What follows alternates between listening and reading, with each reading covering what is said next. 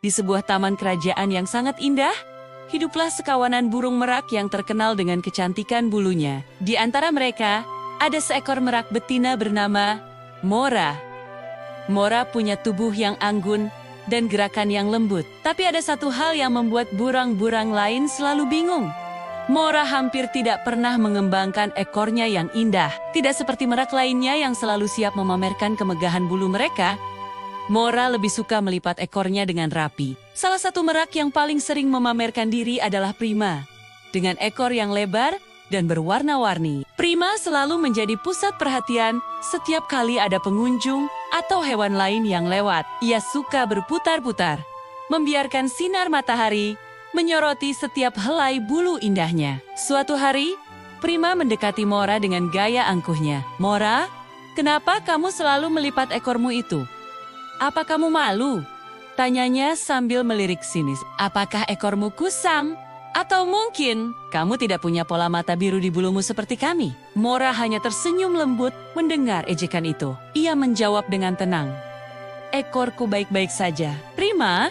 Aku hanya merasa tidak perlu membukanya setiap saat hanya untuk mendapatkan pujian." Jawaban Mora yang sederhana itu justru membuat Prima dan merik-marik lainnya semakin penasaran sekaligus kesal. Mereka menganggap Mora aneh dan sombong. Lama-kelamaan, sikap Mora yang tidak mau pamer itu menjadi bahan gosip di seluruh taman. Ada yang bilang ekor Mora sebenarnya rusak karena pernah terjepit. Ada juga yang berbisik bahwa Mora terlalu angkuh, merasa dirinya paling cantik sehingga tidak perlu ripot-ripot menunjukkannya. Gosip itu menyebar cepat.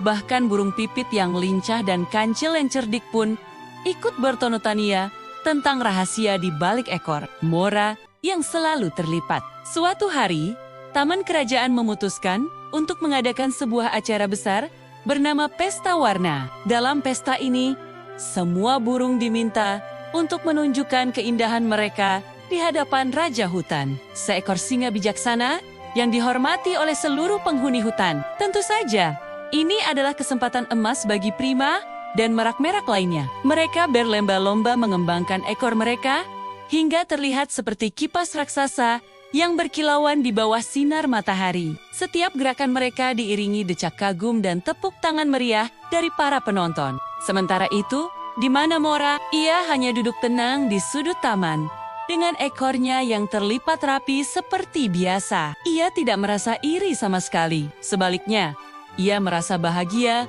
melihat teman-temannya mendapatkan pujian dan perhatian yang mereka inginkan. Ia menikmati suasana pesta dengan caranya sendiri, tanpa perlu menjadi pusat perhatian. Namun, sikapnya ini justru semakin memperkuat keyakinan Prima dan yang lainnya. Mereka semakin yakin bahwa Mora sebenarnya menyembunyikan ekor yang jelek dan tidak menarik.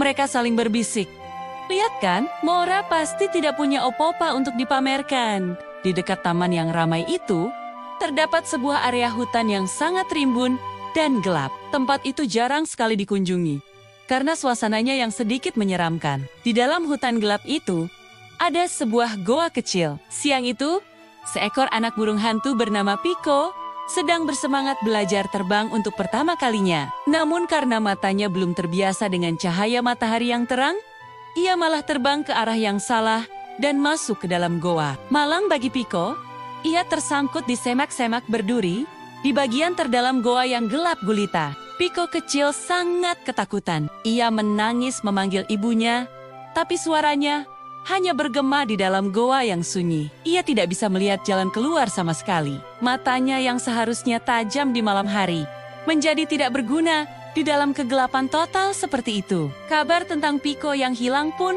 menyebar dengan cepat. Seluruh hewan di taman merasa khawatir dan bergegas menuju hutan gelap. Mereka menemukan goa tempat Piko terperangkap, tapi tidak ada yang berani masuk. Bagian dalam goa itu sangat sempit, gelap, dan penuh dengan duri tajam. Merak-merak yang baru saja selesai pamer di pesta warna langsung mundur. Mereka takut bulu-bulu indah mereka akan kotor, sobek, atau rusak jika masuk ke sana. "Oh tidak, ekorku bisa hancur," kata Prima dengan cemas. Saat semua hewan hanya bisa berdiri kebingungan di depan mulut goa, sebuah suara tenang terdengar. "Aku akan masuk," kata Mora.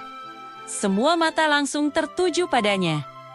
Prima terkejut dan tidak percaya. "Mora, apa kamu gila? Bulumu akan hancur jika masuk ke sana," serunya.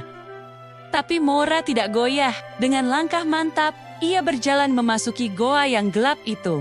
Di dalam goa, suasana terasa dingin dan mencekam. Mora berjalan dengan hati-hati, menyingkirkan ranting dan duri yang menghalangi jalannya. Akhirnya, ia sampai di bagian paling gelap, di mana ia bisa mendengar isak tangis Piko yang ketakutan. "Piko, jangan takut, aku di sini untuk membantumu," kata Mora dengan suara lembut.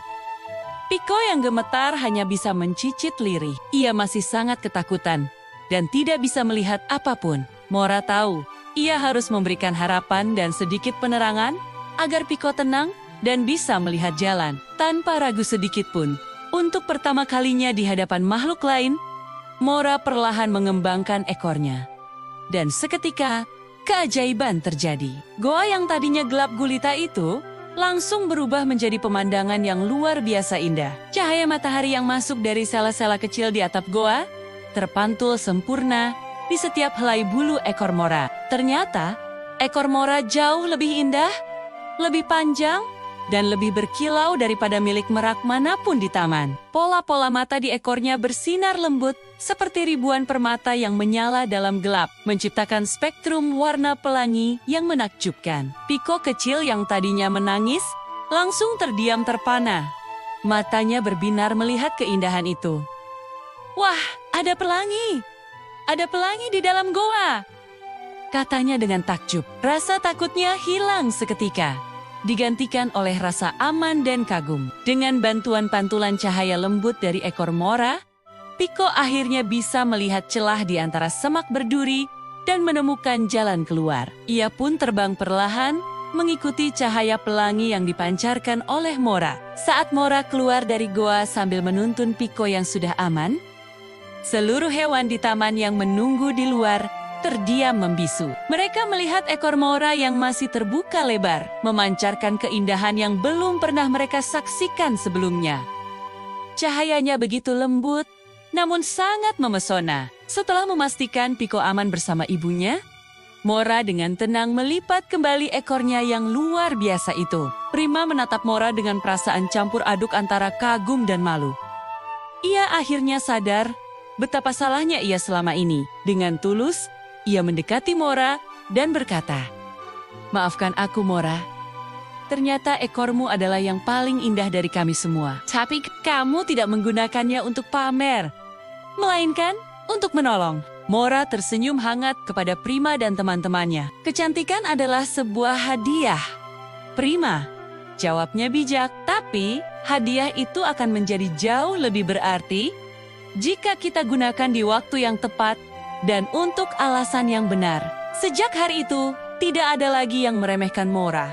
Ia tetap menjadi merak yang rendah hati dan sederhana, dan tetap jarang memamerkan ekornya hanya untuk mencari pujian. Tapi kini, semua penghuni taman tahu bahwa di balik kesederhanaannya, Mora menyimpan keindahan sejati yang luar biasa. Sebuah keindahan yang tidak hanya untuk dilihat, tetapi juga untuk menerangi dan membantu siapa saja yang sedang berada dalam kegelapan. Terima kasih sudah menonton. Sampai jumpa di cerita selanjutnya.